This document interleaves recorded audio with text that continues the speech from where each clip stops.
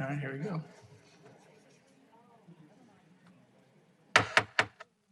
Okay, good evening, everyone. I call the City Council meeting for Wednesday, September 27, 23 to order. Welcome. At this time, I know a lot of people have a lot of things to think about, so we'll have a moment of silence, please.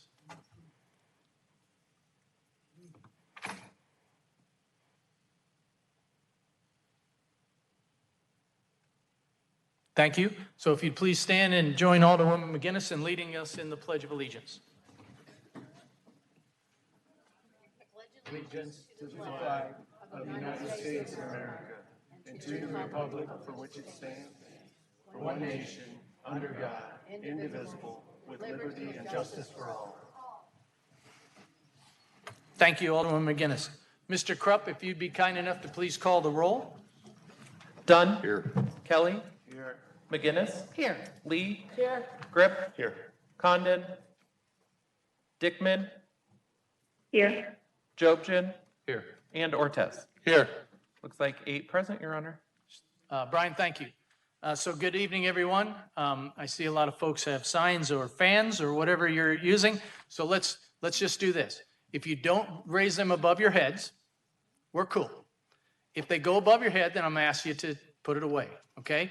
If we keep doing that, then I'll ask you'll have to leave, okay? So we're not going to argue. Those are the rules. So thank you. That's what we're going to do. So as we begin the meeting of the City Council, I again like to welcome all those in attendance and those who are viewing the meeting on any particular electronic device. We respectfully welcome your opinions and comments, but please keep in mind that as you talk to the council, you're sharing your thoughts with your fellow Davenporters and everybody throughout the region. We're certainly happy you're participating in your city government, but please, as you share all your thoughts with your fellow Davenport, we all want to make Davenport a better place for everyone. So if you have, ladies and gentlemen, I'm going to say it one more time. If you continue, and I can see it, continue to disturb this meeting by yelling out or doing things that are getting in the way of talking, I will give you a warning. If you would continue to do that, I will ask you to leave, all right? You will have the opportunity to speak at the end of the meeting, as we always do. Thank you. If you have a cell phone, especially for the folks in here, I'd ask you to put it on silent. Simply, it doesn't get in the way of anybody speaking.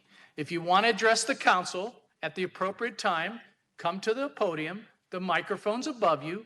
We'll ask your name, ward, or address. And if you're not from here, we'd love to know where you're from, and you'll have 5 minutes. Please address the council as a body and not to any one individual. We'll try and be respectful of you. I'd simply ask, try and be respectful of us. That's all. Thank you. Again, please refrain from comments. Okay, please. Thank you. All right, will an alderman move approval of the special city council meeting minutes for September 7th, 2023? Second. There's a motion and a second. All in favor? Aye. Aye. Any opposed? Very good. Will an alderman move approval of the city council meeting minutes for September 13th, 2023? Second. All in favor? Aye. Aye. Any opposed? Very good. City Administrator Spiegel, anything for this evening? Nothing this evening, Your Honor. Very good. Will an alderman move approval of the report of the Committee of the Whole for September 20th, 2023? Second. Motion and a second. All in favor? Aye. Any opposed? Very good. Okay, we have 1 appointment and 2 proclamations. The appointment is to the Planning and Zoning Commission for Pat Schilling, which is a new appointment. I'll accept a motion to approve. I so move. Second. Motion and second to approve. All in favor? Aye. Any opposed? Very good. Pat Schilling, thank you for willingness to serve Davenport. 2 proclamations. National Good Neighbor Day, September 28th, and Fire Prevention Week, October 8th to the 14th.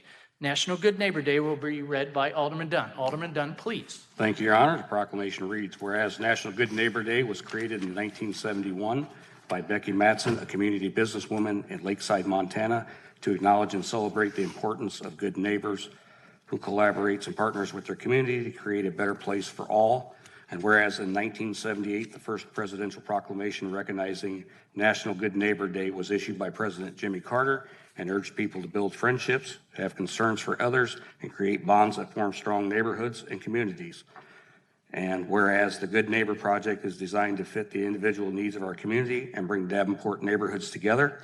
And whereas with 116 neighborhoods participating in the Good Neighbor Project, the City of Davenport assists in enhancing communicating and collaborations with citizens through partnerships with staff in the Davenport Police Department. And whereas the City of Davenport commends good neighbors who take pride in their property, socialize with those who live around them, and dedicate their time and talents to make their neighborhood safe, stable, and welcoming place to live. And whereas while it is a blessing to have a good neighbor, it is even a greater blessing to be a good neighbor.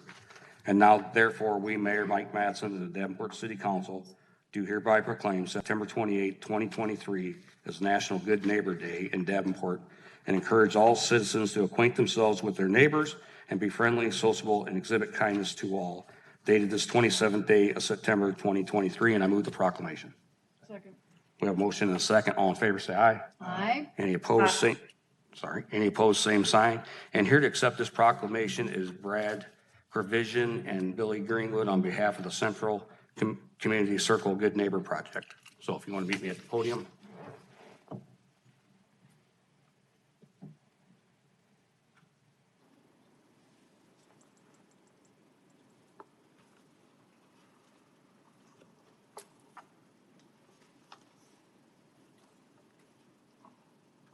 Thank you guys for everything you do. They want to take a picture.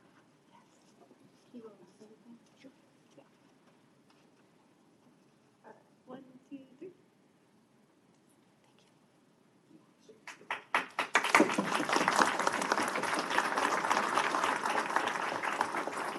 Brad and I are honored to accept this proclamation on behalf of the Central Community Circle neighborhood. And we also want to gratefully acknowledge the assistance that we receive from the nonprofit organizations in our neighborhood who really improve our lives. We want to name 180, Humility Homes and Services, Project Renewal, Ecumenical Housing Development Group, the CCC Food Pantry, Cafe on Vine, Second Chance Housing, and Tapestry Farms. And we also value the participation of the Congregation of the Humility of Mary.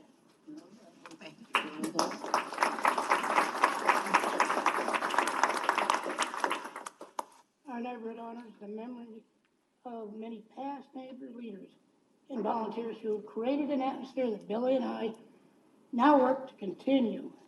We value our relationship with the city staff, with the police department. Special thanks to our Alderwoman Mary McGinnis, whose support never wavers. We are grateful for this moment of recognition. Oh, that's nice.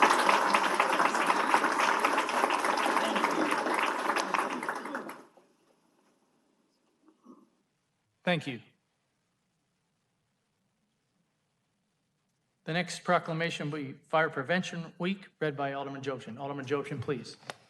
Thank you, Mr. Mayor. Proclamation reads, whereas fire is a serious public safety concern both locally and nationally, and the City of Davenport is committed to ensuring the safety and security of all those living in and visiting Davenport, and whereas Fire Prevention Week is celebrated annually during the week in which October 9th falls and is the longest-running public health and safety observance on record, and whereas with a theme of cooking safety starts with you, pay attention to fire prevention, the 2023 Fire Prevention Week campaign reinforces the critical importance of educating everyone about simple but important actions that can be taken to keep themselves and those around them safe when cooking. And whereas the Davenport Fire Department is dedicating the month of October to community outreach and encourages residents to have working smoke alarms and to create and practice a home escape plan twice a year, once during the day and once at night, using different ways out. And whereas residents and visitors are urged to be aware of their surroundings,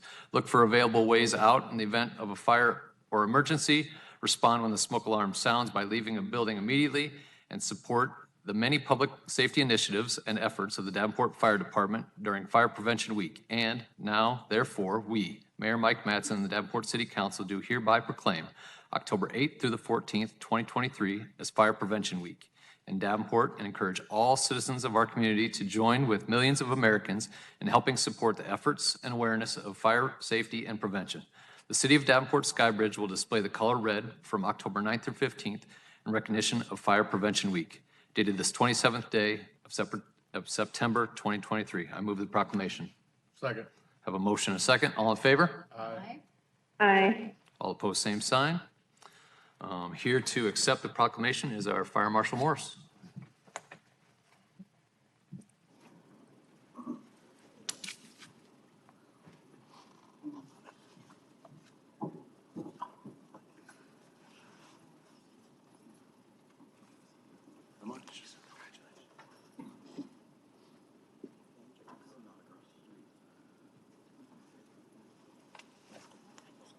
Good evening, Jim Morse, Fire Marshal. I'd just like to say thank you to the council, city staff for your continued support with our fire prevention programs. In the month of October, fire crews are going to respond to all elementary schools with a presentation and some conversation about fire safety. In addition, Saturday, October 7th, from 9 to 10:30, we're going to host an open house at all of our fire stations. Gives the community a chance to come in, tour the fire station, look at the rig, and learn a little bit more about fire safety, specifically the topic for this season, which is cooking safety. I would be remiss if I didn't take this opportunity to kind of highlight one of our big successful fire prevention programs, and that's our smoke detector program. We partner with the Red Cross and provide this year-round, not just during the month of October. So out there in the community, if you have family, friends, neighbors, anybody that needs a working smoke detector, please call us. We'll set up a time to come out and install it and make sure that it's properly placed. Thank you.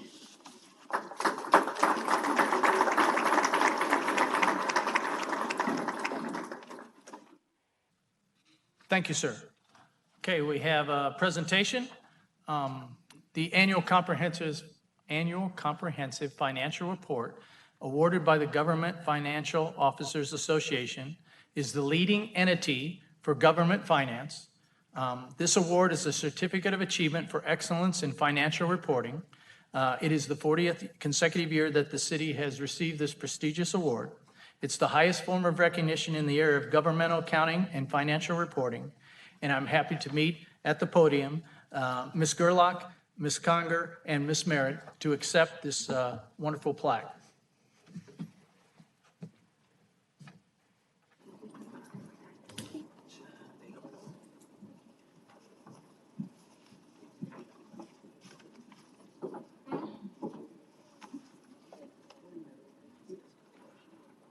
And I'll read, it says Government Finance Officers Association Certificate of Achievement for Excellence in Financial Reporting presented to the City of Davenport. Congratulations.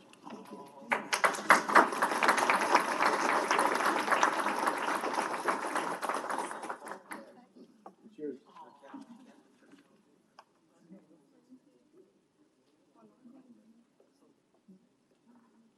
Please say. Mayor, City Council, Mallory Merritt, CFO. We just want to, on behalf of the Finance Department, thank you for all of your support and for the recognition.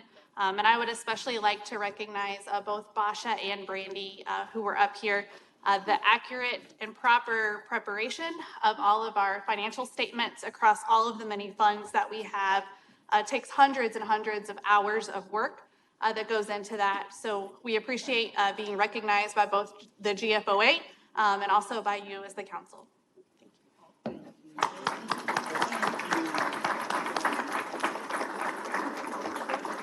Thank you, Ms. Merritt. Great job to your department. Okay, petitions and communications is next. I have a couple.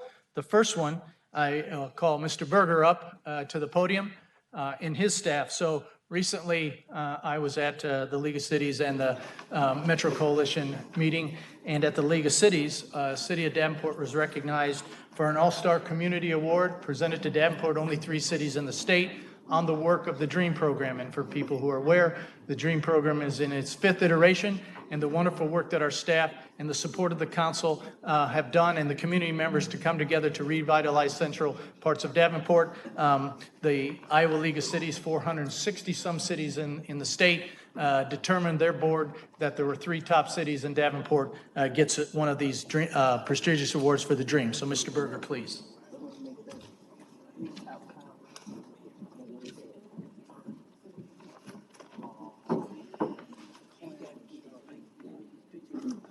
Congratulations. Thank you, thank you. That's right.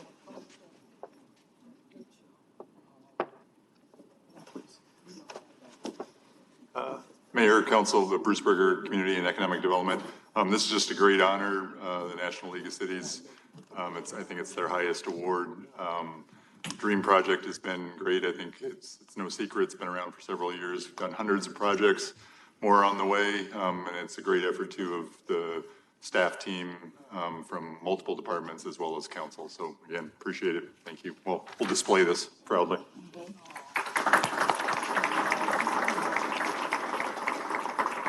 Thank you, Mr. Berger. And I have one more thing. So I'm going to read. So first, we condemn all forms of hatred and divisiveness. We condemn all derogatory and inappropriate comments, racial slurs, or any negative comments directed to anyone, especially our protected class citizens. Divisive rhetoric is absolutely wrong.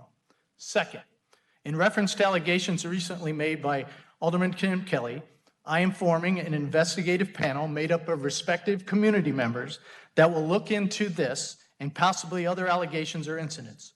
We will get to the bottom of this. Thank you. And I see Alderwoman Lee. Thank you very much. I got a couple of things. One is, I went down to the Amazon hiring fair at, that was held at the fairgrounds, and got there about 4:45, and it ended at 6. And they were busy all day, full for getting applications, and it was still full at 4:45.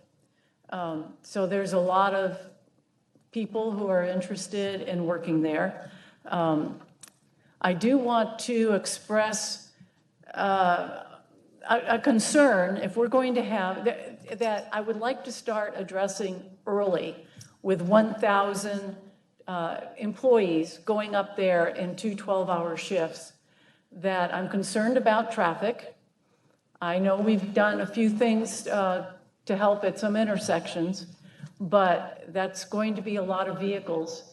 And I would like to get together with some staff to talk about how we can plan as we start absorbing and transporting that many people, and working with Amazon to see how we can make this work. Because 1,000 people in 2 shifts, that's quite a few people. So I'm expressing my interest in meeting on that. A second thing I'd like to say, and I think this is pretty exciting, the Quad City Symphony Orchestra, in partnership with the Friends of the Martin Luther King Center, is thrilled to announce a pop-up performance featuring Tommy Mesa, the Quad City Symphony Orchestra guest artist for the first Masterworks concert of the season, and 2 orchestra violinists. It's going to occur on Friday, October 6th. I want you to put this on your schedule. It's free. It's going to be at the new Martin Luther King Park at 501 Brady Street at noon. Bring a chair. Hopefully the weather's great. And as Brian Baxter, the executive director at the Quad City Symphony Orchestra, says, we're excited to bring this free lunchtime performance to Martin Luther King Park, a meaningful and exciting new addition in the heart of downtown Davenport. This pop-up performance serves as a testament to our commitment to providing engaging musical experiences that directly connect to our Quad City community. So again, that's October 6th at noon in the park at Martin Luther King Center. So that should be wonderful. 3 violinists, 1 from Cuba. And then I got a question on the millions that the FRA is sending our way, and for the Riverfront Railroad crossing. Is this going to be for the quiet zones, this money that's coming in? The 2.7 million? So that is correct. The Chrissy grant was for the quiet zones. Okay. So, so 2,700, this is exciting, $2,749,000, 2 million. What did I say, 200? 2 million, yes. $749,720 been designated for Davenport. We still have a, Davenport and the Canadian Pacific will provide a 20% non-federal match. And So we will still have some skin in the game. Plus, if I remember right, the whole cost was about 3.4 million or so. Is that still on track? I don't have a current estimate. Okay, that's the last I heard, was 3.4 million. So there'll still be money coming from, and I understand that would probably be from the Canadian Pacific money that we're getting? Okay. So this will go a ways to helping us get those quiet zones, but again, it's going to take some time. And the one thing that I'm excited about quiet zones is it's only related to the horns. It's not related to the sound of the trains or the arms that come down and the sound that goes with that. And the other thing it does, and that's why it's so important that it be done right, is the liability shifts from the railroad company to Davenport if anything happens at any of those crossings. So hopefully this will help us contribute to making sure that everyone is done absolutely correctly. So thank you. Thank you, Alderwoman Lee. Alderman Ortiz. Thank you, Your Honor. I'd like to make a statement. To all Davenport residents, I'm appalled by the allegations that have recently been brought forth regarding racial comments. As a person of Hispanic descent, I don't take racism lightly. The people of Davenport deserve to know the truth, and I look forward to a full investigation conducted by an unbiased third party and promise to cooperate fully. Thank you for the opportunity to speak. Thank you, Alderman Ortiz. Let's see, Alderman Kelly. So here we go playing high school again, but okay. So an investigation on something that was 5 people there with 3 witnesses. Notice I don't have a speech written. I'm speaking from my heart because this happened to me. Do you know how hard that was for me to say all that stuff? That was really hard and it was horrible. And then to hear that the news said that the mayor reached out to me, he reached out to me that night when I was emotional and I've never heard from him since. So let me make that clear. I have never heard from Mayor Mattson since the night I spoke because it was too much going on in my head. So I have text messages, nope. Phone calls, nope. Emails, nope. So you guys can do the investigation, but there were 5 people there. So there are 3 witnesses that if you guys want to corroborate stories with them now, that's cool. I see how it works at the city of Davenport. If the 3 people that were there that witnessed what happened to me want to all of a sudden make Robbie Ortiz feel good. And so let's talk about the fine colored gentleman that was Alderman Dunn. So you guys know that Dunn is just as guilty as the rest. So, you know, I don't want to sit up here and I've been nice this whole time dealing with this. This has been so hard to me. So you guys realize that when you guys talk, hit your buttons, hit them all. Come on, let's talk about it. You know, we can all go back and forth if this is what you guys want to do. I don't have a written Easter speech to make myself look good. I'm telling you what happened. I was there and it happened. So we got mad over honey, baby, and babe, but all of a sudden when I get called a nigga, it's a problem.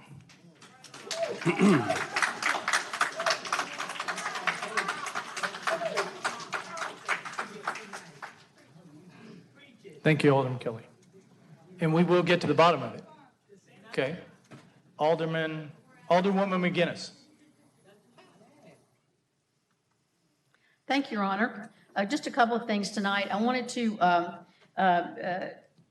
double back on what Alderman Lee said about the silent crossings. And I wanted to particularly thank staff. This is the second since we had that very tough Canadian Pacific negotiation, which was, you know, a difficult situation that we were able to, instead of the $3 million offered, to get $10 million. Staff then went out and we got an additional $7 million grant to complete the Concord Road elevation, which will also help us with flooding. That was staff's work. And again, this grant. So I want to recognize them for this and their hard work in getting this. So we now have 10 million that is much, much closer to 20 million to start to deal with what is, you know, going to be a difficult impact for our city. And I think we all know that. So thank you so much, staff, for all your hard work on this. The only other thing I'd like to say, and I see some of the Central Community Circle folks still here. Sorry, they're not all here now, but I want to really take a shout out to them. I have had the privilege, particularly of knowing Brad and Teresa Creviston raised for, I don't know, 10 or 15 years now. They were among the people that used to come when we had policing meetings. And I see Sergeant Harris back there, who is in charge of that. They were steadfast in coming to those meetings, and others in their small neighborhood, which is close to the one I am in. We would make up a group of maybe 8 people that came. There were a couple that came from the East End. This is long before I was an alderman or even thought about it. So they were always there, and they were really the spirit, and then others have come and joined with that. They were the guiding light behind the traffic circle. That was something they really wanted in their community. They wanted to slow traffic down at 6th Street. And so they have continued to do that, and the city was able to bring that forth. It's just a great community of people doing wonderful things with not a lot of resource, quite frankly. And I certainly enjoy their meetings every month and all the things that they try to do for their neighborhood and engage people. So great kudos to them. And I know Sergeant Harris, I know how he feels, I think, about them as well. So this is a great small neighborhood that does wonderful things. Thank you, Your Honor. Thank you, Alderman McGinnis. Anybody else? All right, we'll move on. Okay, individual approval items on the discussion agenda. There is one, a motion approving a beer and liquor license application and annual license renewal. Yossi's Bar and Filipino Canteen, 831 West 3rd Street, outdoor area, Class C liquor. Staff recommends denial of the outdoor area. Is there any public with comment?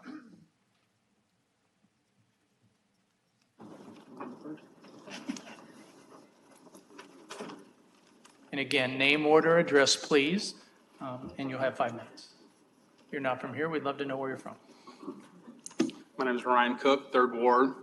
I represent security Yoshi hired for his bar.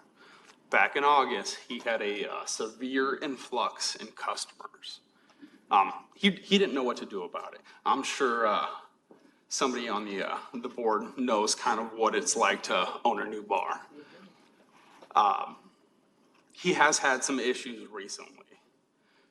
We have created a standard operating procedure of how we are going to do things. And we started implementing them back in August when he asked me to help him. A couple things I'd like to address is the noise complaint. That's now a moot issue. It's not going to be an issue anymore. There's been issues in it with the past that, that's a moot point now. It's not going to be an issue going forward. Secondly is the loitering. We know that's not something that we want. We know that's not something that the community wants. So we did have a meeting today with some of the aldermen. Thank you, Kyle Greb, for setting that up. And I think it was more productive than what some of us felt like. Basically, the long and short of it is we picked up what you guys were saying, and we are going to implement into that SOP. I do have an SOP here if you guys want to see it. I would gladly furnish it with you, but I'll just go over some of the things that we addressed that in our SOP will kind of mitigate. All right, so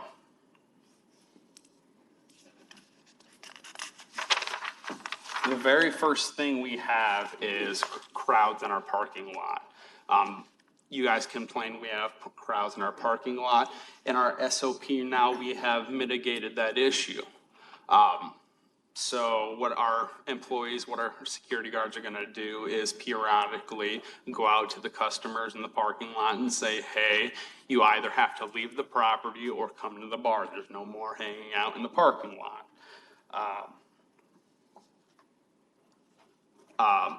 The other big issue was customers in the right of way, right? So we have the authority to police our property and our property only. We have the authority to trespass on our property and our property only.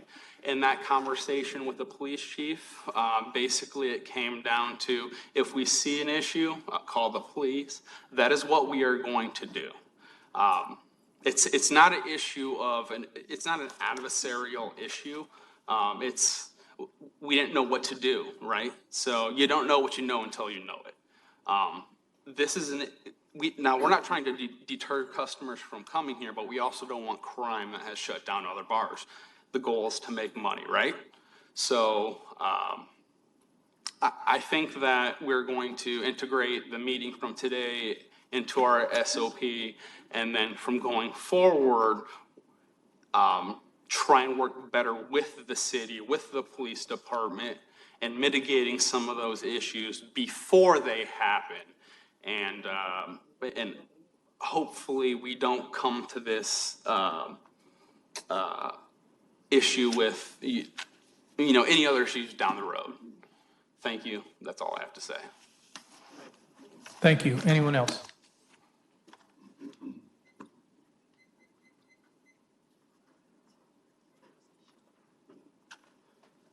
Yoshiki Haddon, Yoshi's Bar and Filipino Canteen owner.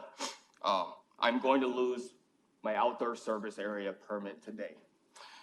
I just met with the city attorney, the Kyle Grip, I'm Mary McGinnis, and collection of police officers, including the police chief. And I came there with this binder. This binder outlines. Sir, please address the council. This binder outlines everything the city attorney and Mary McGinnis said against me, specifically Mallory Bagby, the city attorney. Her points are very, very, very important to pay attention to. So one of the police officers and Mallory Bagby, their main claim, or with meeting with me on August 11th, we had 0 issues, we had 0 arrests, and we had over 30,000 people through my bar by that time that year. The only differential factor was the demographic. So her issue, her claim was, an officer and I met with the owner in mid-August to discuss pattern of events. She said, we provided him suggestions. Close the bar when problems begin to arise. Hire adequate security and control parking lot. If you view the city council meeting from last week and you go to this section to where she's speaking on my license, you'll hear these things being said. She said, close the bar when problems arise. We have surveillance footage. Everything I say, I can back up. If any of the news stations want to interview me after this, I have this proof. I have the proof. I promise you, I'm putting my life in jeopardy. I've been here before. I've been illegally detained before. I've been illegally incarcerated before when I fought the government the last time. I fucking served to protect and serve this country against injustice and tyranny. Injustice and tyranny. Okay? You stood up for it. I'm standing up for it now. She said, close the bar on problems being rising. August 13th, we closed early, 30 minutes early. September 1st, we closed 45 minutes early. September 3rd, we closed 30 minutes early. These are absolutes. Said we never did these things. Those things have not happened. That's an absolute. She said, hire adequate security. On Wednesdays, we have a whole SOP behind my security team. You just heard my security lead. I'm sorry, he's trying to still bring, make it make sense. He's still trying to use logic to sway. There's no logic here. I have the logic. I had the logic going into this meeting. And all I wanted to do was work with Davenport Police. All I wanted to do was work with you guys. I own several businesses in this city. I have stood up right here at this podium, and I have lavished you with praise. You know that. You can go back to old City Hall meetings. I have said nothing but good things about you guys. And in this meeting that you did with me is unconstitutional. It is unconstitutional. Kyle, you know it. You know it, Kyle. You know it. You were there. You were there, Kyle. And I have it. I have it all right here. I have the whole meeting recorded. I have it. I will lose my license over this, and I do not care. I don't care. I'm not done. I have a minute and 30 seconds left. The owner, as the owner, she says, She said, control the parking lot. We have regular patrols around our parking lot every 30 minutes. Mind you, I have surveillance footage of this. Patrols increase in frequency as needed. Guards are instructed to direct patrons within their immediate proximity to wrap everything up, because I have 1:15 seconds left to wrap everything up. What they're trying to take is my outdoor service area. They're trying to deny that. All that the outdoor service area does is enable me to sell alcohol outside. 1.22% of my sales, because I have the most immaculate accounting, 1.22% of my sales happen outdoors. How is taking away that license going to solve anything? It's not going to solve a damn thing. And they know that because it's symbolic. They want to take that first and then take my license. That's what they do. And I know by doing this, I am fucking myself because these guys are powerful. Thank you, sir. They are very powerful. Thank you. Please, thank you. Thank you. Anyone else? Yeah, okay. So I have something to say on this matter. My name is LaConda Dixon. I'm a resident of the 5th, going to the 7th. So I had been in a meeting and you guys sat here and called the crowd of people that are going to his bar the shenanigans people, or how one particular person has said, called it Little Chicago. So everywhere the community goes, y'all trigger that bar. So let's be real. Ms. Dixon, you'll get your time. Just pause a second. Please. Just give a second. No, You'll get your time. I understand. Help him, please. Help him. Just, Ms. Dixon, just pause. You'll get your time. It's good.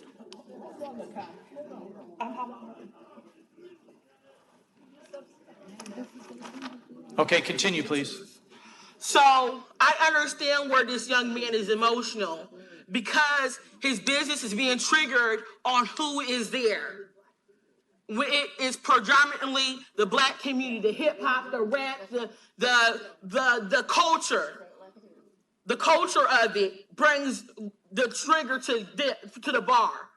And this is not the first bar that it's happened to. Y'all guys triggered shenanigans and y'all rode them until they closed it down. Y'all did. Y'all took their date. You did exactly the same order what you're doing to him. You take away this, you take away until they're done. So that was the map. That is the goal that y'all have done on every one of these bars that patronizes African American, black and brown, all of us people that attend there. So what I'm asking you to do is not do this, because right now with the situation that y'all have amidst, it's not gonna help y'all. If y'all want to do something, help this young man, because clearly he has his paperwork and he's trying. So what I recommend you guys to do is help this young man out. Because you guys have a record of saying certain code words, Chicago, shenanigans, and I know there's a few more. Don't be them kind of people. Because the thing is, when I heard y'all say Little Chicago, I didn't figure it out, okay? But when I heard shenanigans, I figured it out then. It takes you a minute to get into y'all code words, but we got you now. We got you. So please, if you don't want no problems with your community, I would keep this straight open. Thank you. Anyone else? Dwayne Simons, 3rd Ward. Yep, there was 2 other bars closed down basically at 10 o'clock at night. You know, you're playing with these people's livelihoods. That is their money. How many calls did you have at your bar? You still got a license, right? Sir, courthouse had a shooting. Ladies and gentlemen, They please. still open. Thank you. What about the guy that got beat up in East Village from that bar? That bar's still open.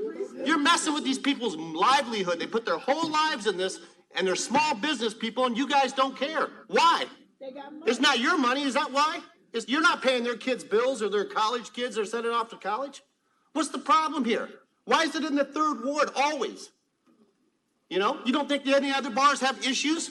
If we go to Blado, how many calls does he get at bars on a weekly basis?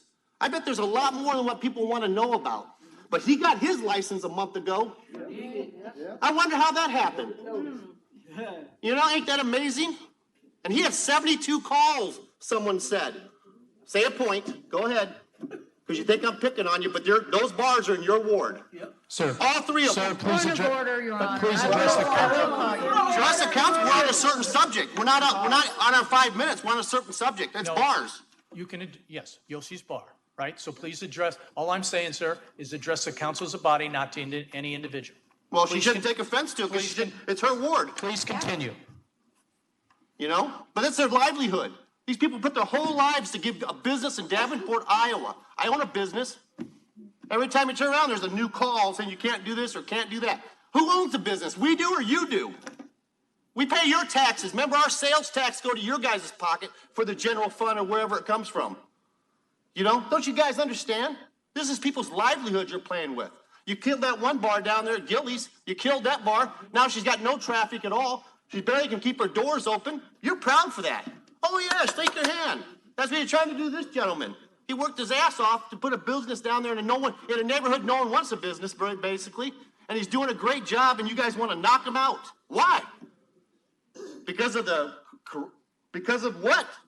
Because of the people that go there? Who cares who goes there? You don't control who goes into Walmart and causes trouble at 3 o'clock in the morning, or Hy-Vee, or anywhere else. But if it's a bar, we're going to stop it.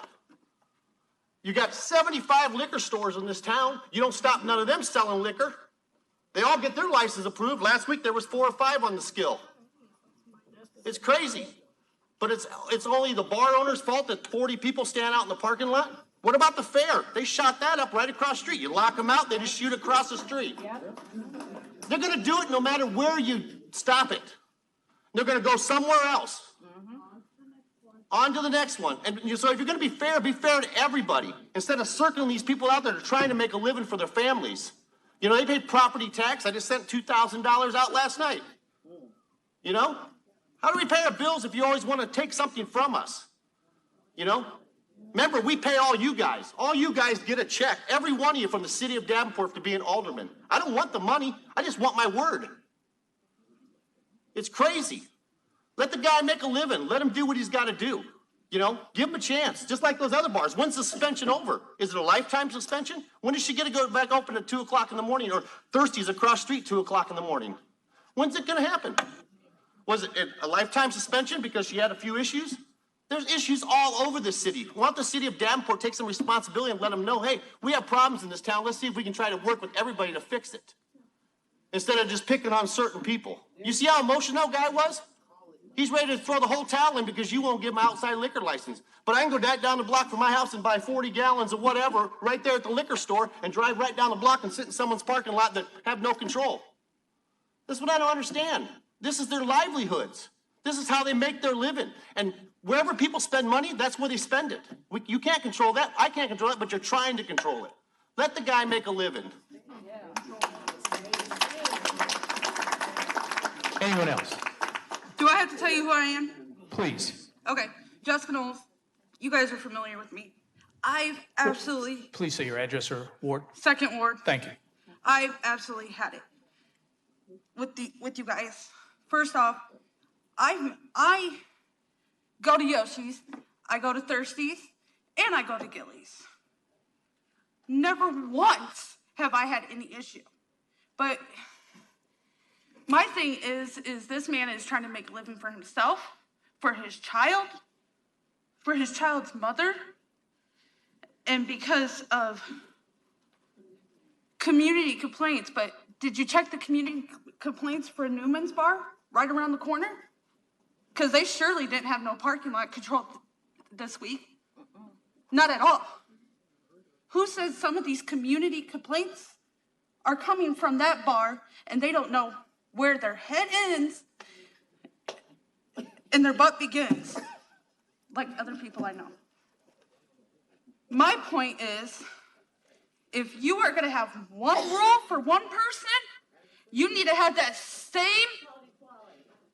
rules for everybody else and not change it as you go and oh, I'm having a good day.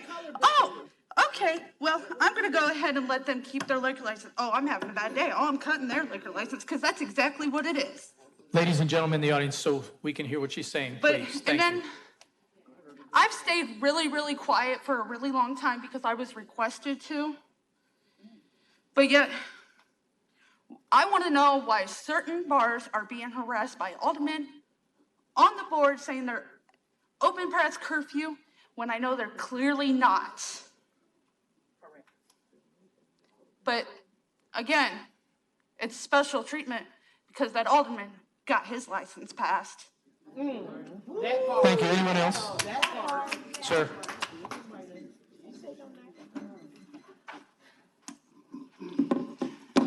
Good evening, council, citizens of Davenport. A couple of weeks ago, I came and I talked about a very, Sir, important word. Please, name and ward, please. My name is Dr. Cornelius Davis Miller. Thank you. I am in the 8th ward. Thank you. And I'm kind of baffled. But then again, I'm not. A couple of weeks ago, I talked about a word, respect. Now I'm going to move on to another word, or maybe another phrase, or another meaning of his attribute called policy making and policy implementing. What I see tonight, and I've sat back and watched this for a while now, almost 4 years as a tax-paying citizen. You guys have the whip in one hand, and the other person in the other hand, you're doing what you want to do. And there's no remorse. First of all, what the gentleman just left out, whatever went on between you all, go back to the drawing board. Go back. Go back. Simply because it's affecting his livelihood. I watched him come here a couple of weeks ago, and he took the necessary measurements that you guys was asking from him. Second thing I want to talk about, I come from Mississippi. I was reared by my grandmother, who was a 89-year-old lady who taught school 46 years. I didn't get to encounter the Jim Crow era,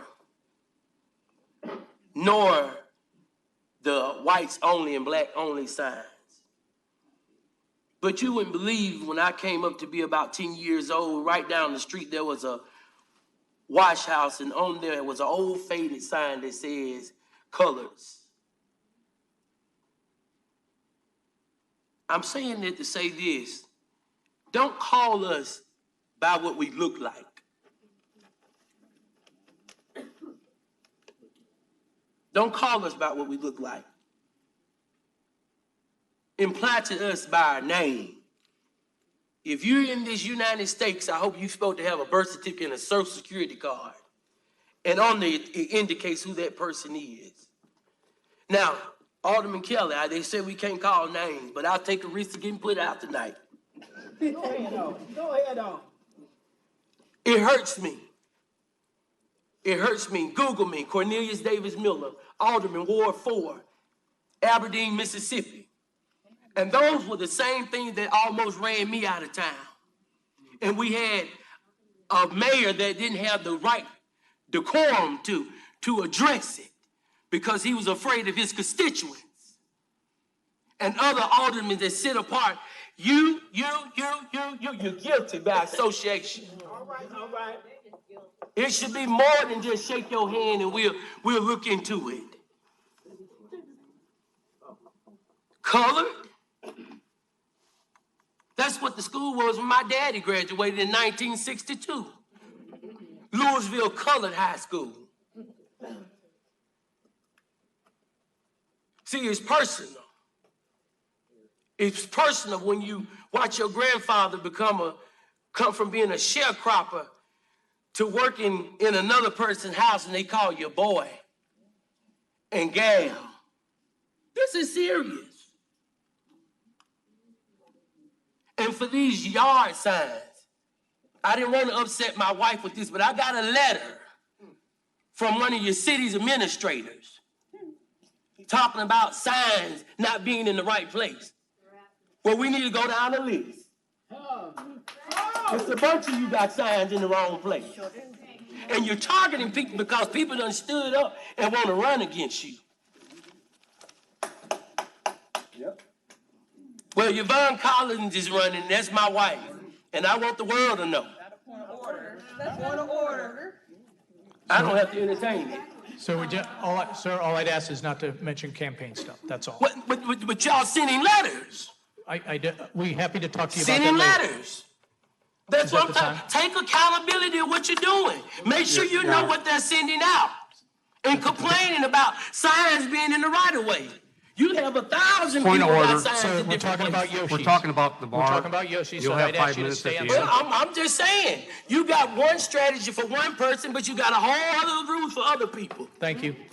Thank you, sir. Time's up. Thank you. I'll be back. Okay. Ma'am, please. And that's against the law. Diane Salmon, 8th Ward. It really ticks me off to come in here every week and hear how you guys can accept the pats on the backs, but you guys cannot accept the people that are really trying hard. He was in here a couple weeks ago. I sat here and listened to him speak, and he praised all of you. And he says, I'm not licking anybody's boots. I'm just giving you the praise because you guys are doing a good job. I've been following him on Facebook. That dude has spent hour after hour losing sleep, putting crap together to come in here and speak to you people. And you guys act like it's nothing. He's a freaking veteran. You have on your sign, veteran, teacher, blah, blah, blah. He's a veteran. He deserves our respect. He deserves the same thing that every other person who owns their own bar gets. I am so tired. I'm a Corps brat. I'm a proud Corps brat. And I am so sick and tired of our veterans. Either they're way up here for people or they're way down here for people. It depends on who you are and if you've served and what you've done. Please look things over. He's got everything together. He spent hours. The man barely slept last night. He was showing on Facebook. Please look again and see what you can do. There are other bars out there that have had tons of garbage going on. Yet you guys push these things through. This man's just trying to support his family. He's just trying to bring our city together, which is divided because of the preventable building collapse that happened. Please give him another chance. Thank you. Anyone else? My name is Lexi Dinwiddie. I'm speaking on behalf of Yoshi's. And I just wanted to say the license in question only permits to sales outdoors and has nothing to do with consumption of alcohol outside. So if it takes away our 1% of sales outdoors, it still doesn't take anything about consumption away from the bar. But also, as the longest standing employee at Yoshi's, I've seen day in and day out him try to better the establishment itself, but also the third ward and surrounding businesses. So maybe take that into consideration. Thank you. Anyone else? Well, I didn't want to say nothing about this, but I'm listening to all these comments, and it's let me get before I get point of order or something. My name is LaShawna Dixon. I come from the Great Fifth Ward. Tim Kelly. Yes. I am sick. I am sick. Last week we got to hear how it was Old Chicago, the new shenanigans, and you know what kind of people used to go to them bars? Me, African American, somewhere where us young folks can go and listen to R&B music, rap music, and shake some tail. So now I see him. I've never been to his bar, but I know some bars in the same predicament that have been treated very unfairly and some fair.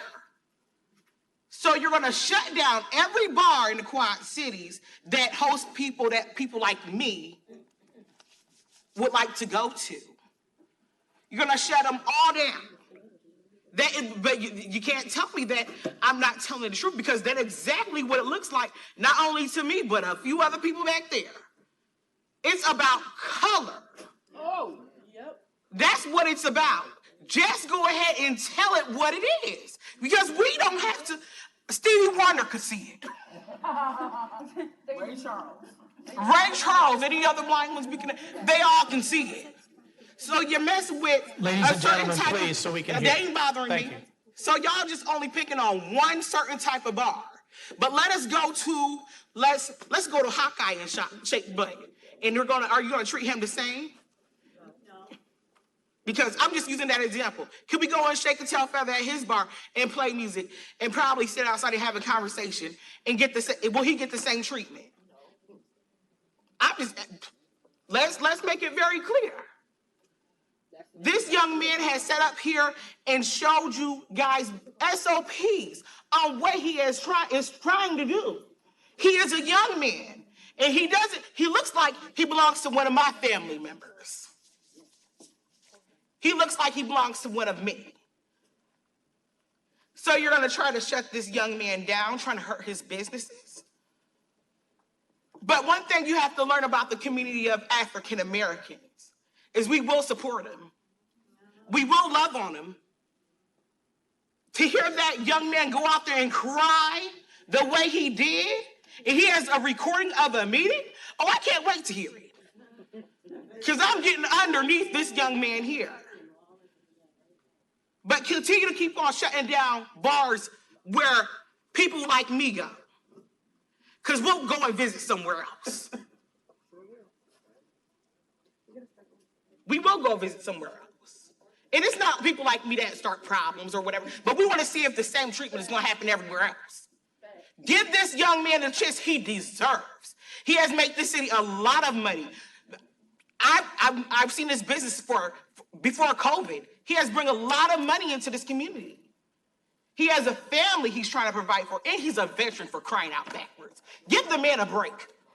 Please and thank you. That will be it. Thank you.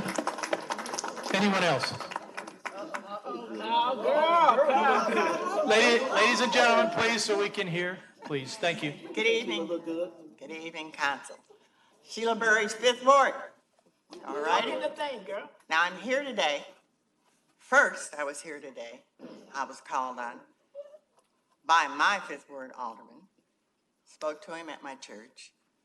I don't know what's happening, but we're going to have to clean up the way people are feeling today. You know, I had a chance today to be in a situation where I felt dumbfounded and funny because somebody said something that I didn't quite think was appropriate. But as a council, you're supposed to be like this. 10 toes down, head down. We did 10 votes like this. There was no conflict. Oh, we had a couple of people had great personalities, and we know who they are, and they're no longer living. But the thing is,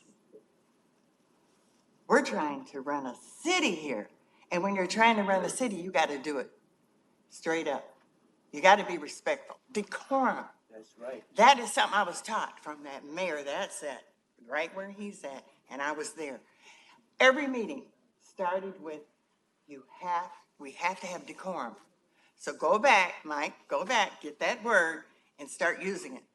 So all the aldermen can come in line with understanding decorum means respect at its greatest.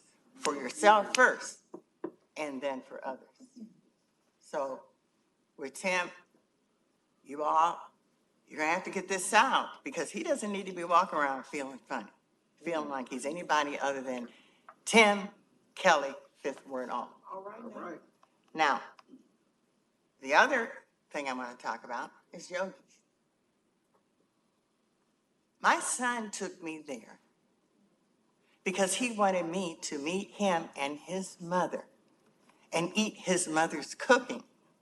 So, you know, I was all flabbergasted when I'm reading and hearing that he has a bar that is not safe.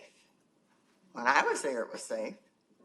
Now, we know our young people are pretty flamboyant today, and they like to go outside. And, you know, we don't want to take away his percentage. We don't want to do that. But if he has come here and has a plan of action, has a security guard that's got his back, let's have his back too. Yes. Because he's a smart young man.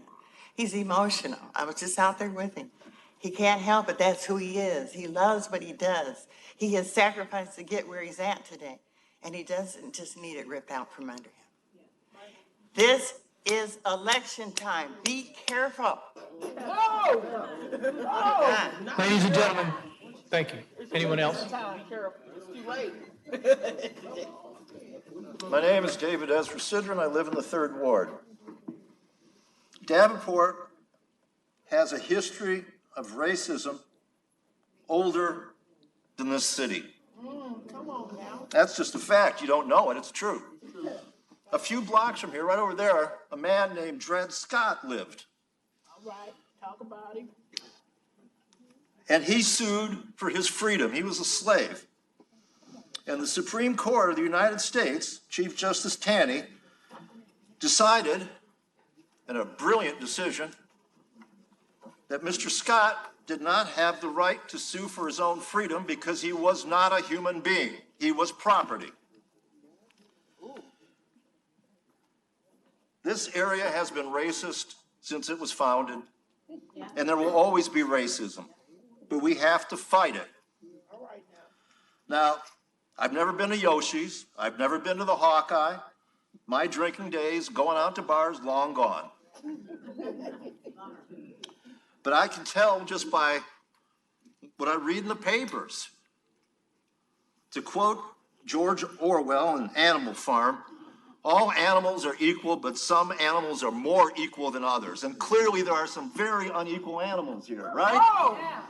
Clearly, one animal who's got 74 police complaints gets their license rubber stamped by this august body. And another person who just happens to be a different color gets a totally different deal. And you guys feel no shame. I know you feel no shame. You feel no shame about 324 Main Street.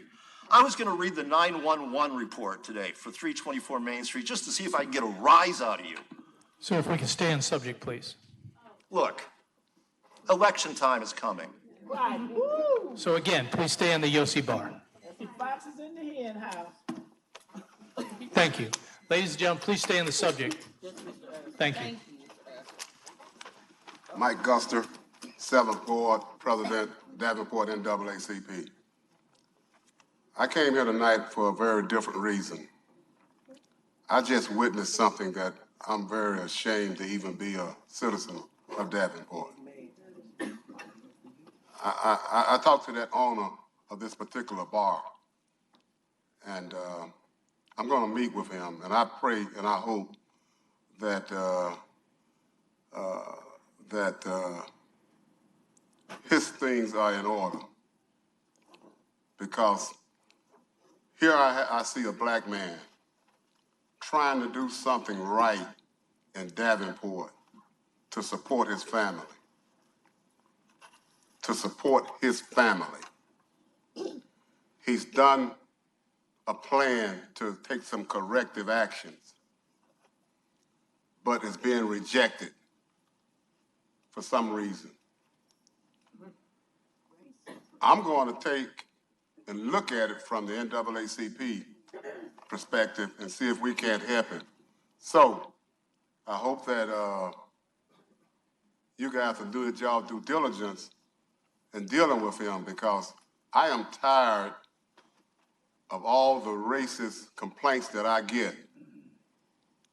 I've gotten to the point where I wake up at 2:30 in the morning wondering which way should I go. Well, I'm going full speed ahead. And so I'm demanding that you guys really look at this individual's application. I'm demanding that from the NAACP.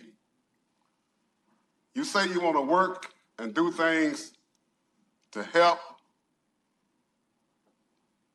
in the black community, then show me. I believe what I see. That's what I believe. And today, right now, I'm ashamed to be a citizen of this here city. Thank you. Anyone else?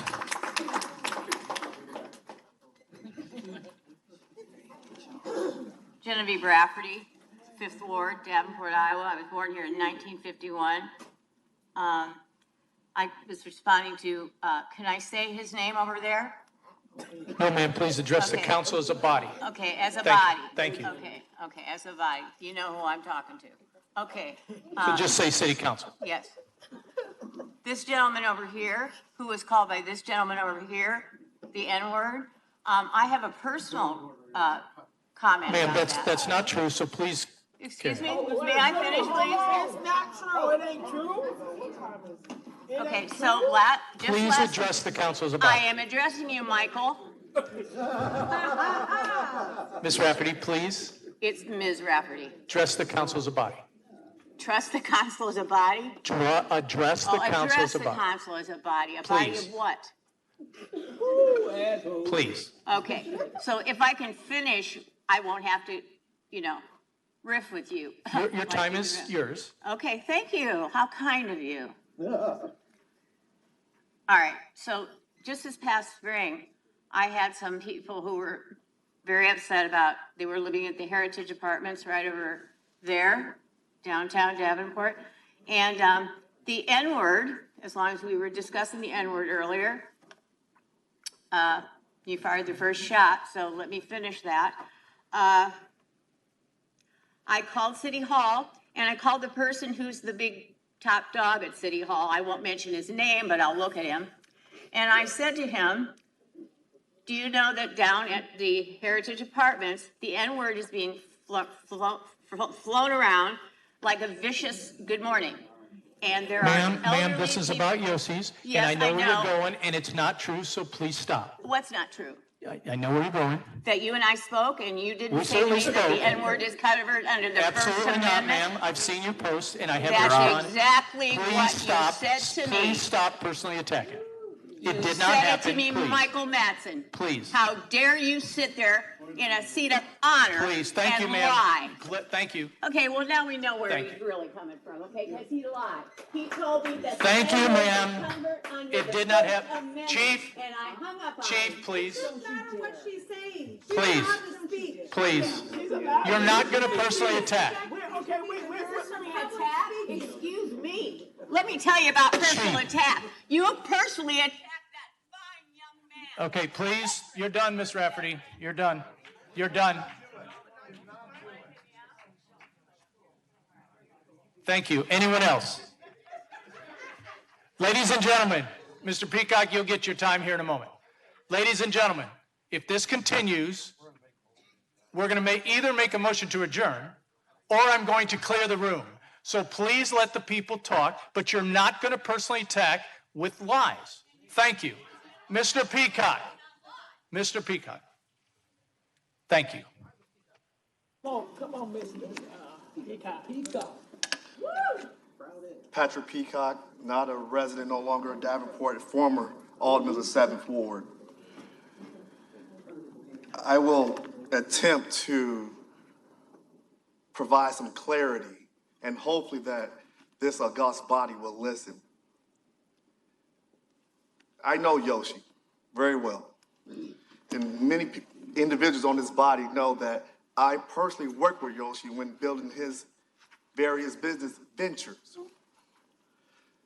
But particularly this one right here, when people slander the type of institution, because I sat right there. And when people use certain terms, when we call them code words, and people talk about shenanigans, I sat right there. I know what that means, like people have spoken before me. But how's that in comparison to a family, a veteran-owned and family-operated business? I've been in there. I met his mom. I met his sister. And I questioned the validity of the staff report. I know what you guys do. You take the recommendations. My question is, do you ask the right questions of staff? Trust me, I know. Sometimes you rubber stamp it. But individuals that know me, sometimes I will go ask the more probing question. Why? Why was it actually denied? And I saw, and I read, and I listened to the last Councilman Alderman Sessions, and it said, well, they had more police calls. Come on now. That is that's a stretch. Because I know, and I ran the numbers. Somebody said they had an exorbitant number of police calls. So did the other bars. But those bars not in the questions. But once again, I asked the question, but why this particular bar and why now? And it seems odd that this young man who's been coming before this board, before this august body, is having issues right now. I ask you to do the right thing before you right now. Do your job. Ask staff to go back, relook at it. Are they really working with a business owner? Ask yourselves. Many of you guys ran on that platform. Business friendly? I think not. Thank you. Thank you. Thank you. Anyone else? Yes, ma'am. Hello. My name is Janelle Magruder, and I'm a resident in Bettendorf. I am a licensed clinical professional counselor, a national board certified counselor, and a certified clinical trauma professional. I'm coming up here to speak because you are all a part of the problem. If you cannot make the connection between what we're talking about and what has happened with Alderman Kelly, you are a part of the problem. We are leaving. I have to come up and speak about Yoshi's, and I plan on staying later to speak about other incidents, but we have to leave because we are doing a presentation for counselors in training about Black mental health wellness within our community. You are the topic. You are the example. All of you are a part of the problem. Because when an individual brings something up to pass and you know the truth and you keep on quiet, or worse off, you lie about it. The problem with the world is you're not taking accountability for your behavior, and you want to throw up certain things and act like that excuses what you're doing. So when I'm talking about Yoshi's, I've been to Yoshi's, met his mother. He was so excited about being able to provide this to the community. Fantastic food, fantastic ambiance, went in there, played pool. So when I'm not out that late, I'm just not going to act like I am. But what I am here to tell you, in my professional opinion, all of you are a part of the problem. And part of the problem is that why you don't want to address the part of the problem is because then you're going to have to start looking at yourself.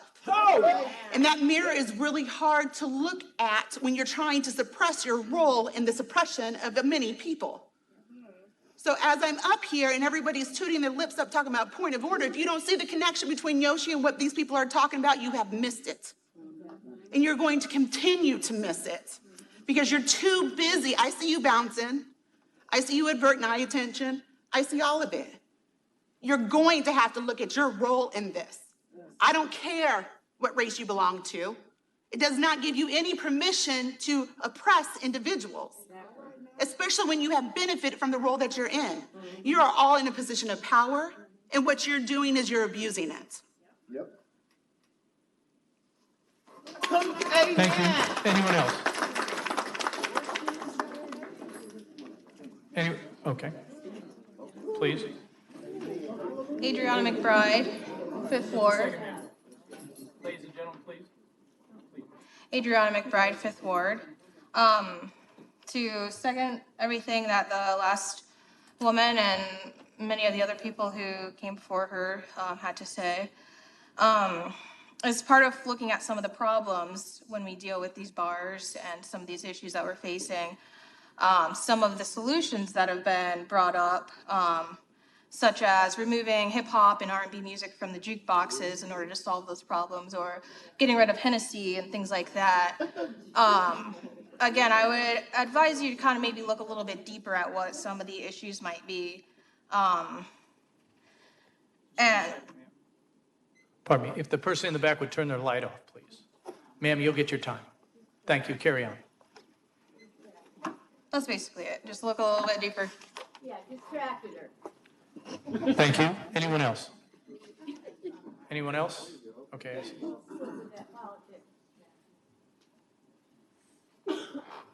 Hello.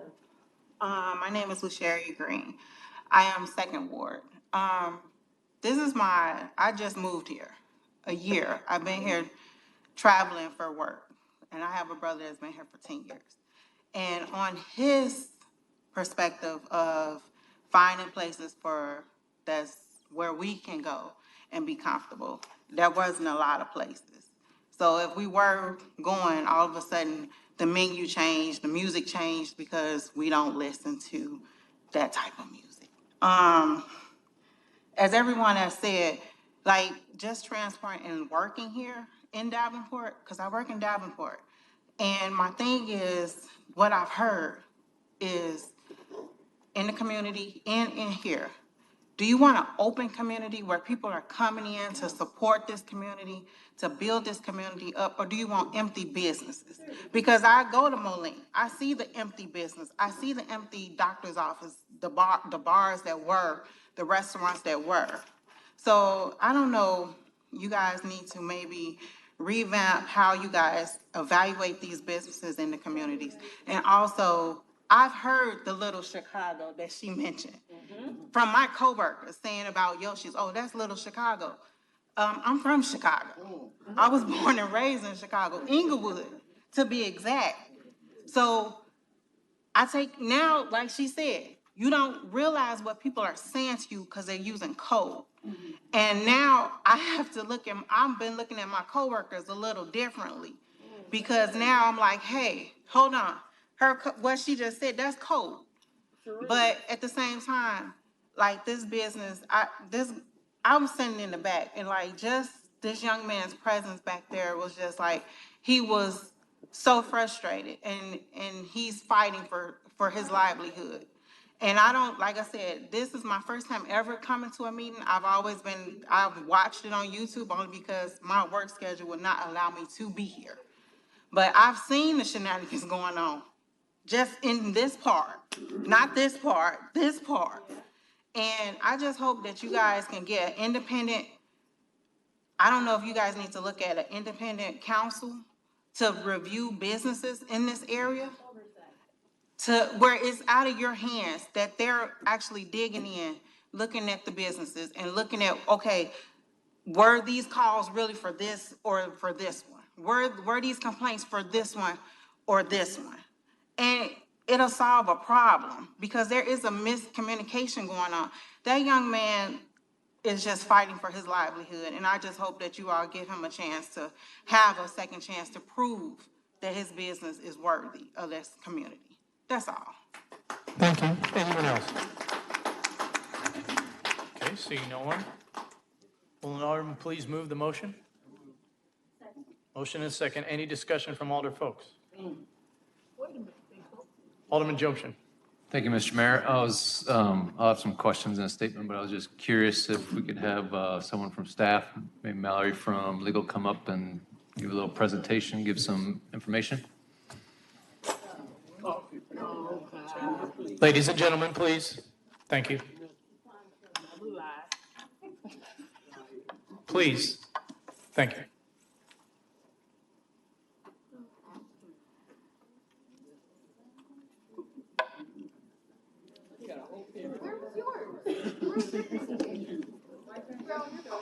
Ladies and gentlemen, please. Hey. Ladies and Come gentlemen. on now. Ladies and Now, gentlemen. all this shit that I've been through, y'all could at least sit here and just be respectful, because I done been through a lot. So let's just sit here and listen to this, please. Ladies and gentlemen, please. Thank you. Thank you. Who is she? Mallory Bagby, Assistant City Attorney. Oh. Today I'm going to supplement some details to the themes of what I spoke of last week.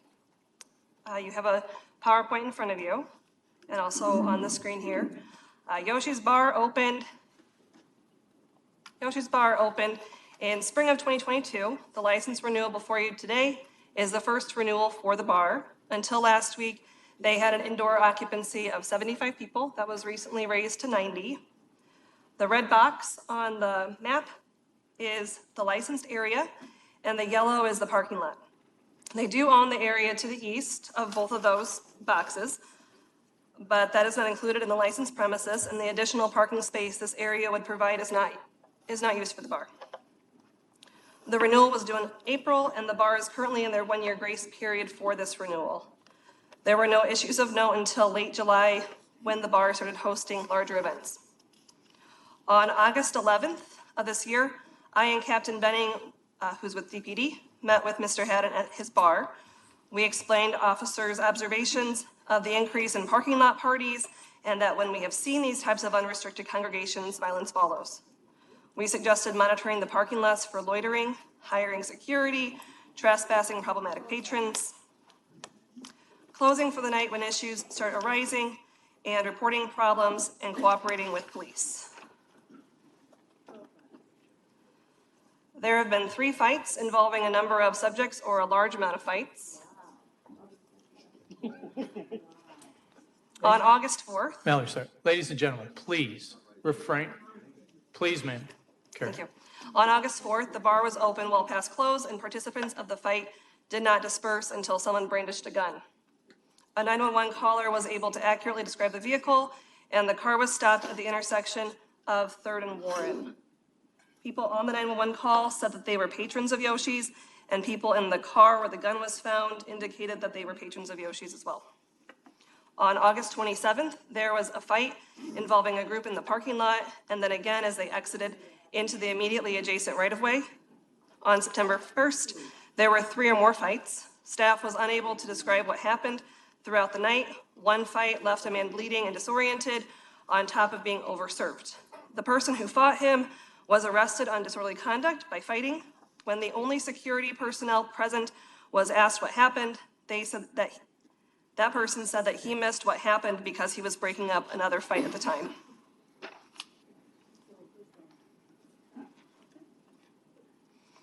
I'm not going to go through all of these large crowd incidents, but want to note the frequency of the calls, including the day after.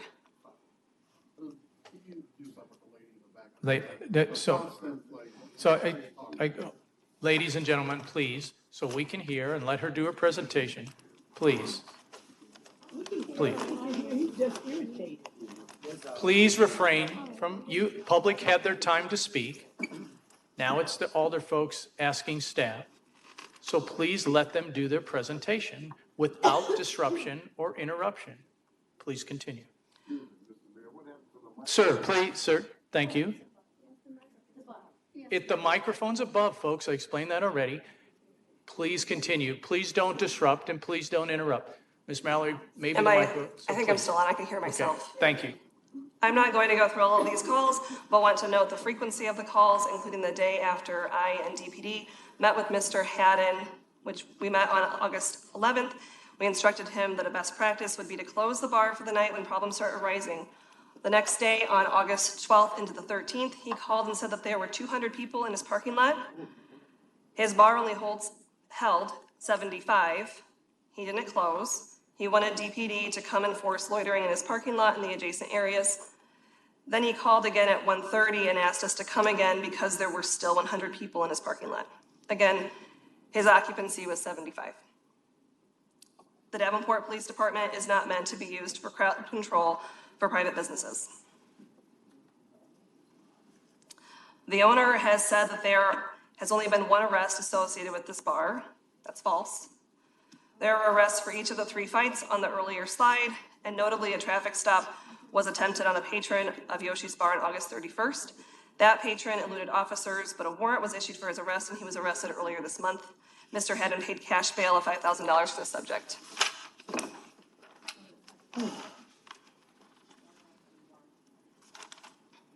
I have noted that the noise complaints listed on this slide were not officer initiated.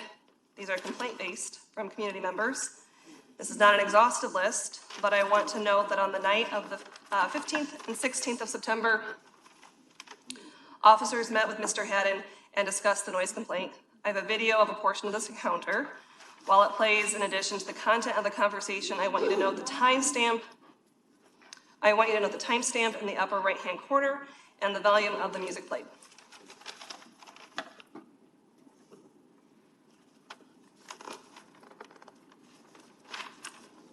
There is sound on it, and it worked earlier during the test run. Everything I can, man, and honestly, for this crowd to act this way, as behaved as they are. No. You know like what I I mean? said, we're not here for any disturbances with any people. We can't stress this small shit, man. It's like safety and security of people. This is so awesome. Your permit for outside entertainment, what time does that end? Because usually there's a restriction on that. Yeah, For outside stuff, usually it's about midnight. It's 1 o'clock for us, but I mean, whatever you guys want me to do, I'll do it. You know what I mean? Just tell me what you want. Well, what I was, you know? like I said, the people that are calling and complaining tonight are the people that live in the apartments in the different buildings around here. In this video, they are at the edge of the property. Mr. Haddon tells the officer that he has a noise variance that goes until 1 a.m. He does not have any noise variance, let alone one that goes to 1 a.m. Additionally, the clock turns 1 while he's speaking, and the music plays on. There was no intention of stopping the music at 1 a.m.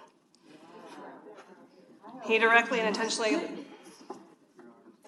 Ladies and gentlemen, I've asked over and over to please refrain from comments so that we can hear the presentation. Please, please, please stop disturbing and interrupting. Ma'am, I will ask you to leave last time. Carry on. Thank you. Mr. Haddon directly and intentionally lied to officers. There were residents nearby that were complaining of the music, people trying to sleep, 1 a.m. The next day, he was cited with a simple misdemeanor noise violation. His security staff said that noise is an issue, but that's only because the owner was charged with a simple misdemeanor noise violation for this, after many times of officers going out there and asking him to turn the music down.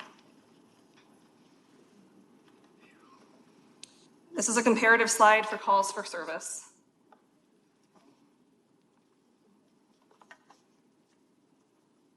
There have been allegations that we have targeted Yoshi's Bar when there is similar behavior at other bars, and those bars do not get the same police response.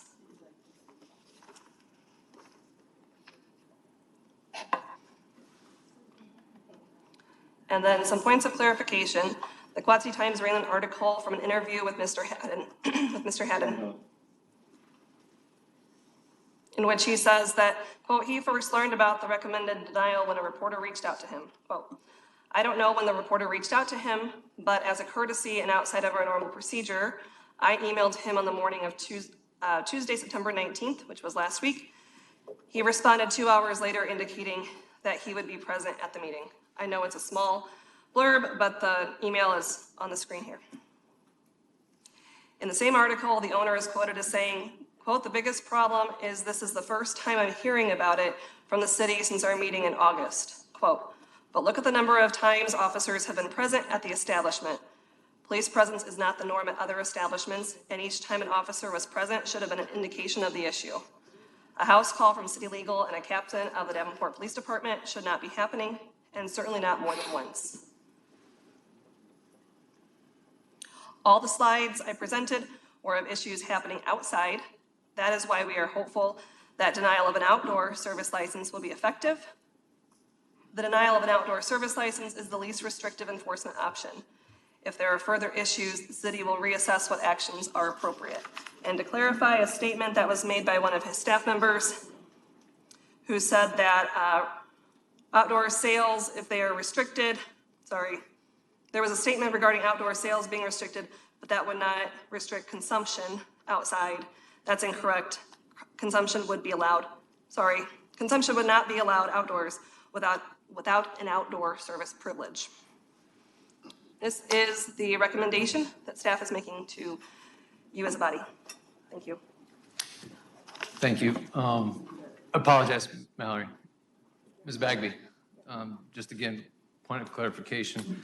So again, on that night of the where police reported Mr. Haddon did not have a permit. That's correct. Okay. He had a permit last June for one event. I think it might have been 2 nights, might have been 1. It ended at midnight also. Okay. Were there any other incidents when that we know of, and again, don't want to put you on the spot, where, again, there was noise complaints where he had made mention of having a permit where that was not true? I don't have those dates in front of me. Okay. Officers were there frequently to address the noise. Cool. And then maybe, thank you very much. Thank you. And then maybe for our corporate counsel, Mr. Warner.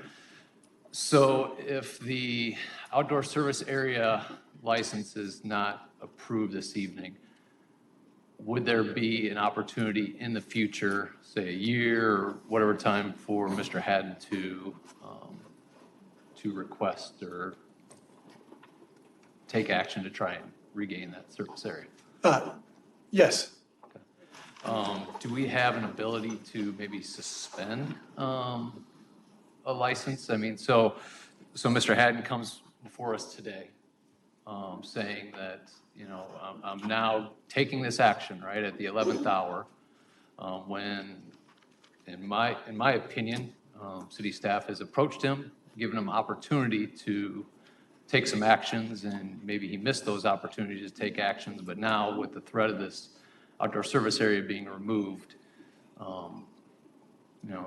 he appears to be taking some action. So is there a mechanism to say, well, we'll suspend this license for 6 months or 3 months or anything of that? No, but what we could do is, you could send a message that, in 6 months, he can come back and reapply, 3 months, 6 months, whatever. I know winter's coming, so an outdoor service area isn't obviously of much use in the winter, but we could tell him that, he could bring forth a outdoor service, application in a certain time period, and it would go in front of the council. Thank you. So I guess my comments on this are, and looking at this data, again, this is to address an outdoor service area where, in my opinion, the owner wasn't able to maintain control of his patrons and the actions out there. And a simple action to me is that, hey, if the outdoor area is the problem, then let's address the problem. I think we're addressing that problem. Mr. Haddon, I hope he continues to run a successful business and do the things that he needs to do to be successful and run a safe operation indoors. I'm glad that he's going to be able to continue to operate his bar indoors and demonstrate his ability to run that type of business. Based on this, I find it hard to support an outdoor service area for him at this time. And, if he comes forward in the future, then, I'll look at that objectively at that point in time. Thank you. Thank you, Alderman Jobson. Alderwoman Lee. Thank you. This isn't my ward. I'm not even close, but I have a lot of questions. We've had a meeting this afternoon that I don't know what was discussed and what the outcome was, with some aldermen. And Ma'am, please. Thank you. I don't know who Let her else was, speak. I don't know who else was there or what the topics were. I don't know what the outcomes were. We just received this afternoon. I'm hearing lots of different information. I also don't know what's in his security plan, what he's planning on doing, how long he's had a security company. There's many things that I don't understand, I don't know, I don't have the information for. I would like some more time to hear some of that information, so that I can make an informed decision. And right now, to be perfectly honest, I've seen a lot of data. I've heard a lot of information. There's information missing that I don't have. And so I would recommend, rather than voting right now, that we have this information provided to us before the next meeting. And I would like to move that we table this for one cycle so we can get that information. Please, ladies and gentlemen. So I move that we table this for one cycle. Okay, there's a motion and a table, so we'll go to discuss. I'm sorry, I apologize. So Brian, there's a motion to table for one cycle and a second. So if you would please call a roll on the table for one cycle. Cortez. No.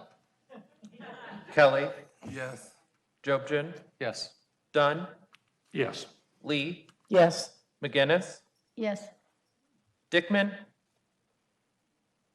Yes. And Grip. No. 6 yeses and 4 noes. Okay. Sorry, 2 noes, Your Honor. I'm Yes, sorry. this issue's tabled for one cycle. Okay, we'll move on to the next item. Is there a motion of approval of all items on the consent agenda? Second. There's a motion and a second. Brian, please call the roll for all items on the consent agenda. Folks, please. Jobson? Yes. Kelly? Lee? I'm sorry, Alderman Group was talking and I missed what one vote. Yep, this is for a motion on all items on consent. Oh, okay. Yes. Dunn? Yes. McGinnis? Yes. Dickman? Yes. Grip? Yes. And Ortez. Yes. Looks like 9 yeses, Your Honor. Very good, consent's approved. The next issue is, are there any other ordinances, resolutions, motions, and we have one item. But first, we must have a motion to suspend the rules. Is there a motion to suspend? Second. Okay, there's a motion and a second. Brian, please call the roll for suspension of the rules. Lee? No. Jobson? Yes. Dunn? Yes. Grip? Yes. Ortez? Yes. Dickman? Yes. Kelly? No. And McGinnis. Yes. Looks like 6 yeses and 2 noes, Your So Honor. we are not suspended. There's not enough. You need 8 for suspension of the rules, so we only have 6, so there's no suspension, so we will not take up the resolution. The next item is there public with business, other than what was discussed already. If there is, please, the same rules, I'll get to you in a second. Just to remember, we'd love you to know your name, order, address. The microphone's above you. You'll have 5 minutes. Please remember the decorum. Address the council as a body. Sir. Okay, my name is David Haase. I'm from the 4th Ward. Mayor Madsen and Alderman Robbie Ortiz and Tim Kelly have given their statements, but I'd like to say a few words. I'm alarmed and concerned when I heard about the alleged Please address the racist council as a body, not names, right? I'm looking at the phone right now. So please don't use names. Address the council as a body. As a resident of the 4th Ward, I would like the city to investigate on behalf of this 4th Ward. Instead of being a trial by the media, I like to get to the truth. Ladies and gentlemen, hold on, you'll get your time.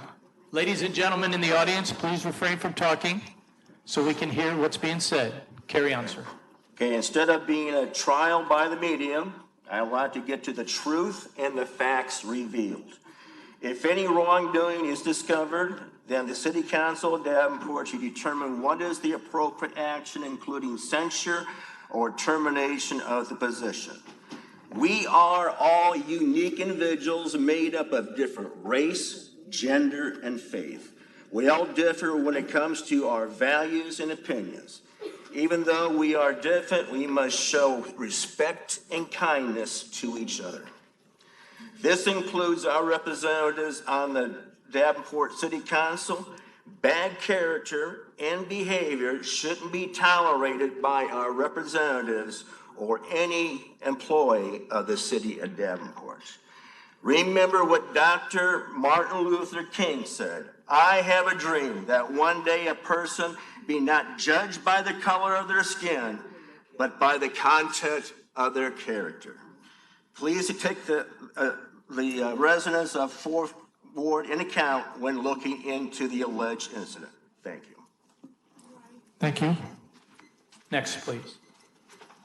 Hi, my name is Gary Eklund, and also known now as Davenport whistleblower Gary Eklund because of my 2021 communications with the mayor and the Human Resources Department, attempting unsuccessfully to get them to look into the white supremacist landlord discrimination problem within the city's housing department, which unfortunately led to the collapse of 324 Main because the housing department is not an equal. Sir, you'll get your time. Ladies and gentlemen, please refrain from discussions. If you'd like to talk, please step out into the hallway.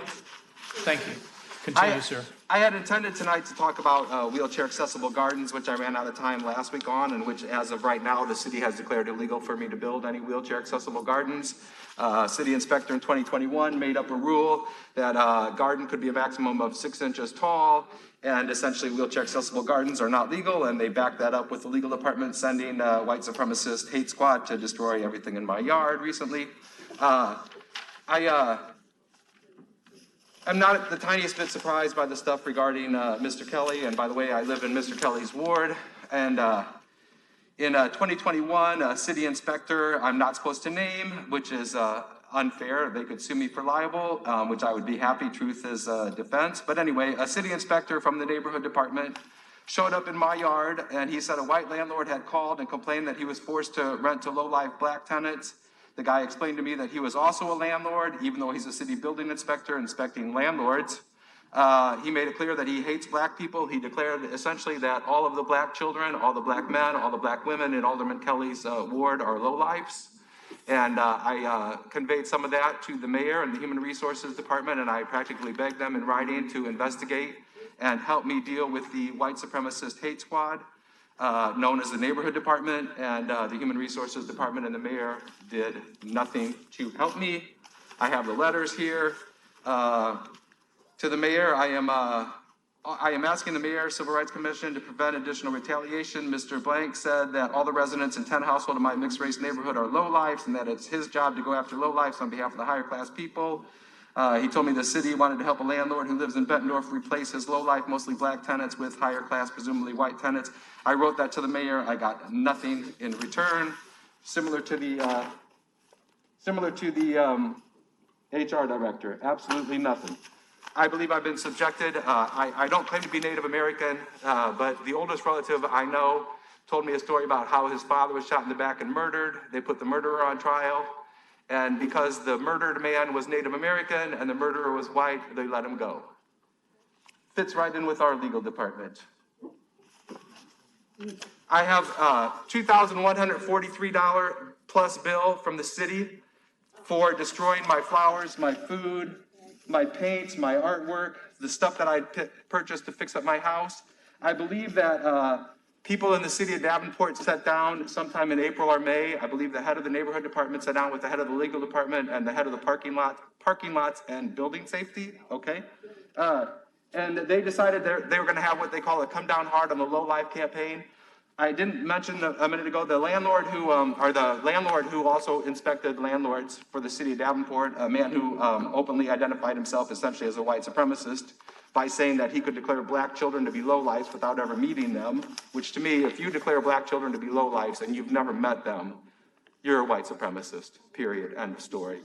He promised this landlord, and I have a witness who heard him. Ladies and gentlemen in the back. He used to drive. Please refrain from conversation. Sir, you'll get your time. Hold on. Thank you. If you don't stop talking in the back, I will ask you to leave or have you escorted out. Please continue. This building inspector for the city of Davenport, who I identify as a white supremacist, he would regularly drive his city gas guzzling pickup truck over and spend hours and hours and hours at a landlord who lives in Bettendorf's, one of his rental units. And people in the neighborhood actually know him by name because he spent so much time over there. And one of them recently said to me, a black woman recently said to me, "Oh, you mean so-and-so?" And I said, "How do you know his name?" And he said, she said, he spent so much time over there ranting and raving with the landlord about how much they hate people. She said, "That man is a bad, bad man." She said, "That man is truly evil." And she was talking about a city inspector with the neighborhood department. He promised this Bettendorf landlord that he was going to use the city's resources to get me out of the neighborhood in 2021. And I asked the mayor and the HR department for help, and I got nothing. We need an investigation, a community thing, that's great. Outside legal independent, that's great. We need the U.S. Justice Department to investigate, to appoint 2 investigators. One, criminal conduct in the legal department, criminal conduct in the neighborhood department, criminal conduct in the HR department, in the elected, unelected, criminal conduct that led to the collapse of 324, criminal conduct that led to stalking and harassment. Do I get another couple minutes? Do I get another couple minutes for the? Okay, I thought you said I'd get more time. Thank you, sir. And I paused, so we kept it. Thank you. Stop talking, Mr. Rafferty. Thank you. GoFundMe, Davenport whistleblower, Gary Eklund. Your Honor, Thank if we can't do this in a civil manner, I'm going to ask that we adjourn the meeting. So the last, ladies and gentlemen, last warning. If you can't refrain from disturbing this body during deliberation or during public comment, I will ask the alderman to do a motion and a second to adjourn. Please allow, you're done, sir. Please allow the people that want to speak to speak. Thank you. Next, ma'am. You Thank you, stopped sir. my You're time. done. You Thank you. stopped my Thank time. you. Thank you. Ma'am, you're up. You're next. You So interrupted tell me, me and then do took we- my can we 5 do a minutes. motion? Davenport was Motion, I'm gonna make a motion to adjourn, Your Honor. Second, motion and second to adjourn. All in favor? Aye. Any opposed? We are adjourned. Have a good night. I want to say. We are I adjourned. got something I